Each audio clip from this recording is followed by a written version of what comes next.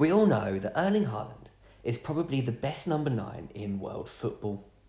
After Arsenal and Man City's 0-0 draw at the weekend, the top three clash was put under a lot of scrutiny. Man City, being third in the table, had some criticism, and that criticism especially levelled at Erling Haaland from Roy Keane. As he says, the levels of general play are so poor, and not just today, but in general. In terms of front of goal, he's best in the world, but his general play is so poor. He's almost like a League Two player. That is the way I look at him. His general play has to improve. And is Keane right? Can a striker who scored 52 goals in 53 games during Manchester City's treble-winning season be so poor and of a League Two standard on the ball? Probably the most important thing about being a number 9 is the opportunity and the ability to score goals, but it requires a number of important skills.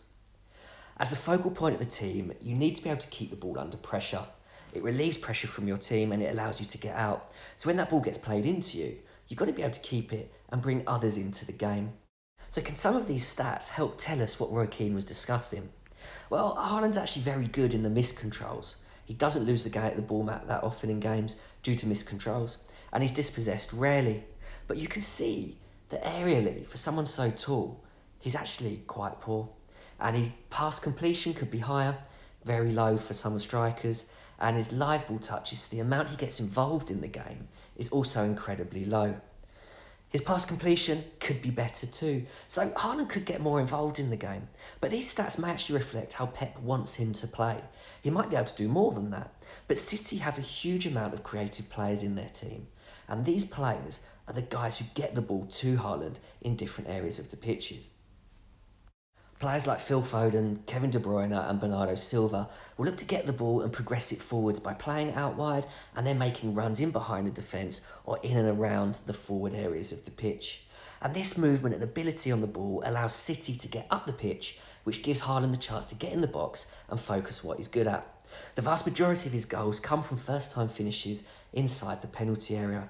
So Haaland has the perfect opportunity to get in the box because of the vast quality behind him.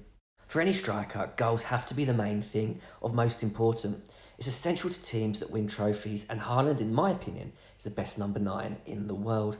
If you take a look at his stats from his career so far, they're pretty special.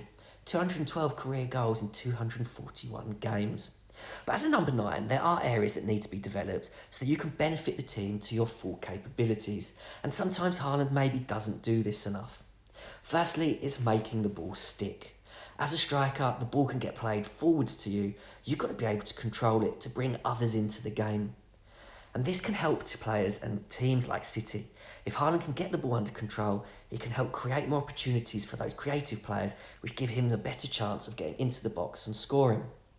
Secondly, something vital, and I almost think is most important for strikers, is running in behind defences.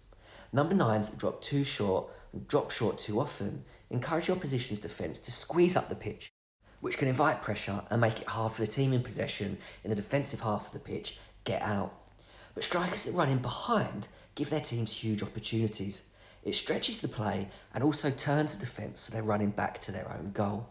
It may give goal-scoring opportunities for the striker, but it also creates an opportunity for your team to get up the pitch. It creates space. These runs in behind force the defence to drop deep and run back to their own goal.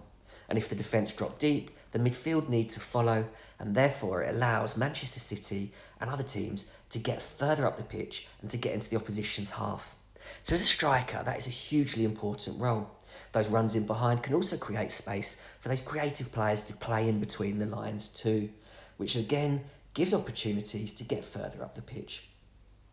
You may do these things and you may not get the ball when you run in behind. You may not get the ball back after holding it up and holding the defender off. It may get played elsewhere. But you've got to keep plugging away and you've got to keep doing these things as it helps your team get further up the pitch, getting you in advanced positions. And this is exactly where I feel that Roy Keane was coming from. He can appreciate that Erling Haaland is the best striker in the world, an incredible goal scorer. But I think he sometimes doesn't see enough runs in behind the defence or hold-up play. If Haaland doesn't get involved in that build-up play or get involved in the game much, it can seem like he's not doing a lot, especially if he's not scoring. So this is where Roy Keane is coming from. Haaland is the elite striker in world football and the very, very best at finishing in the box. But there are certain areas of his game that he can improve on, as can all players. But what Keane said was harsh. Erling Haaland is definitely not a League Two player standard on the ball. He is the world's best striker. And if you want to learn from him, add these little bits and pieces to your game.